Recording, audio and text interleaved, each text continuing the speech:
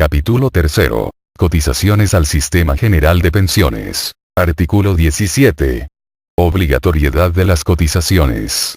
Durante la vigencia de la relación laboral, deberán efectuarse cotizaciones obligatorias a los regímenes del Sistema General de Pensiones por parte de los afiliados y empleadores, con base en el salario que aquellos devenguen. Salvo lo dispuesto en el artículo 64 de esta ley, la obligación de cotizar cesa al momento en que el afiliado reúna los requisitos para acceder a la pensión mínima de vejez, o cuando el afiliado se pensione por invalidez o anticipadamente. Lo anterior será sin perjuicio de los aportes voluntarios que decida continuar efectuando el afiliado o el empleador en el caso del régimen de ahorro individual con solidaridad. Artículo 18.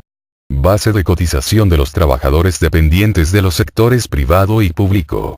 La base para calcular las cotizaciones a que hace referencia el artículo anterior, será el salario mensual. El salario mensual base de cotización para los trabajadores particulares será el que resulte de aplicar lo dispuesto en el Código Sustantivo del Trabajo. El salario mensual base de cotización para los servidores del sector público será el que se señale, de conformidad con lo dispuesto en la Ley 4A de 1992. En ningún caso la base de cotización podrá ser inferior al monto del salario mínimo legal mensual vigente, salvo lo dispuesto para los trabajadores del servicio doméstico conforme a la Ley 11 de 1988. Cuando se devengue mensualmente más de 20 salarios mínimos legales mensuales vigentes, la base de cotización podrá ser limitada a dicho monto por el Gobierno Nacional. Las cotizaciones de los trabajadores cuya remuneración se pacte bajo la modalidad de salario integral, se calculará sobre el 70% de dicho salario. Parágrafo 1.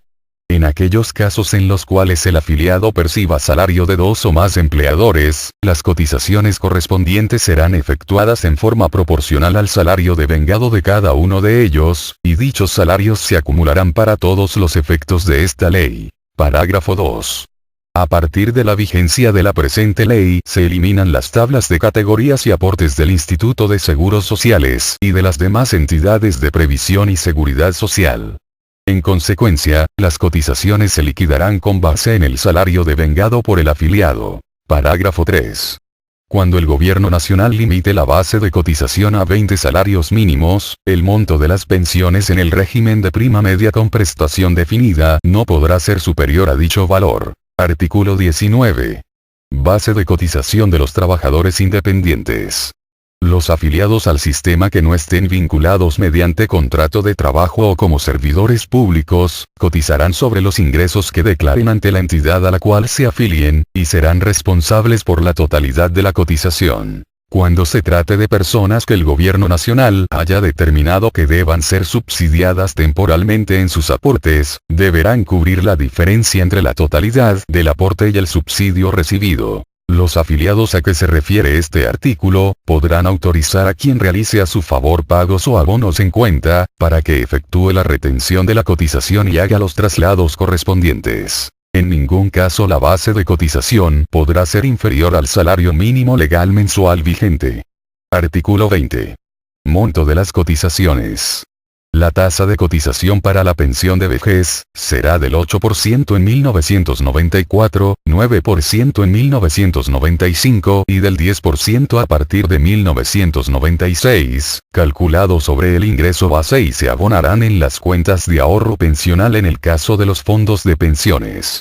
En el caso del IS, dichos porcentajes se utilizarán para el pago de pensiones de vejez y capitalización de reservas, mediante la constitución de un patrimonio autónomo destinado exclusivamente a dichos efectos. Para pagar la pensión de invalidez, la pensión de sobrevivientes y los gastos de administración del sistema, incluida la prima del reaseguro con el fondo de garantías, la tasa será, tanto en el IS como en los fondos de pensiones, del 3,5%. Sin embargo, en la medida en que los costos de administración y las primas de los seguros se disminuyan, dichas reducciones deberán abonarse como un mayor valor en las cuentas de ahorro de los trabajadores o de las reservas en el IS, según el caso. La cotización total será el equivalente a la suma del porcentaje de cotización para pensión de vejez y la tasa de que trata el inciso anterior. Los empleadores pagarán el 75% de la cotización total y los trabajadores, el 25% restante.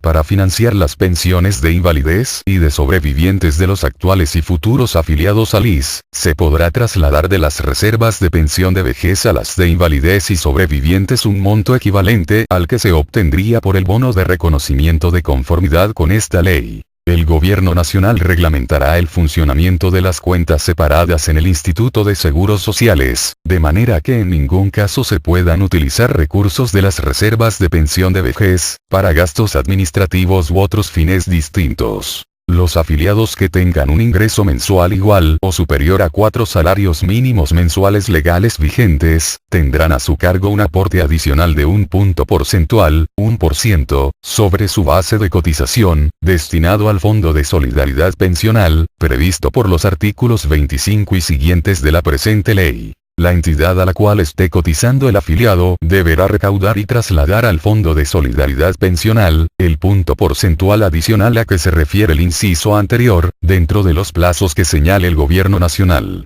Artículo 21. Ingreso base de liquidación.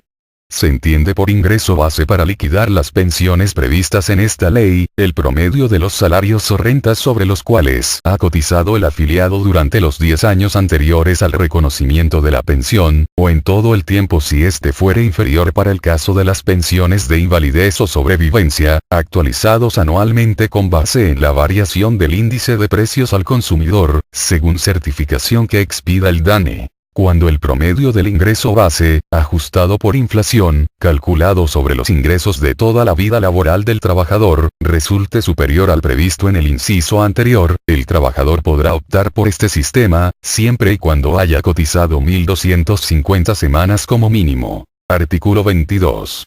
Obligaciones del empleador.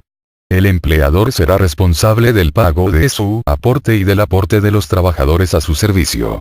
Para tal efecto, descontará del salario de cada afiliado, al momento de su pago, el monto de las cotizaciones obligatorias y el de las voluntarias que expresamente haya autorizado por escrito el afiliado, y trasladará estas sumas a la entidad elegida por el trabajador, junto con las correspondientes a su aporte, dentro de los plazos que para el efecto determine el gobierno. El empleador responderá por la totalidad del aporte aún en el evento de que no hubiere efectuado el descuento al trabajador. Artículo 23.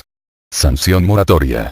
Los aportes que no se consignen dentro de los plazos señalados para el efecto, generarán un interés moratorio a cargo del empleador, igual al que rige para el impuesto sobre la renta y complementarios. Estos intereses se abonarán en el fondo de reparto correspondiente o en las cuentas individuales de ahorro pensional de los respectivos afiliados, según sea el caso. Los ordenadores del gasto de las entidades del sector público que sin justa causa no dispongan la consignación oportuna de los aportes, incurrirán en causal de mala conducta, que será sancionada con arreglo al régimen disciplinario vigente. En todas las entidades del sector público será obligatorio incluir en el presupuesto las partidas necesarias para el pago del aporte patronal a la seguridad social, como requisito para la presentación, trámite y estudio por parte de la autoridad correspondiente. Artículo 24. Acciones de cobro. Corresponde a las entidades administradoras de los diferentes regímenes adelantar las acciones de cobro con motivo del incumplimiento de las obligaciones del empleador de conformidad con la reglamentación que expida el Gobierno Nacional. Para tal efecto, la liquidación mediante la cual la administradora determine el valor adeudado, prestará mérito ejecutivo.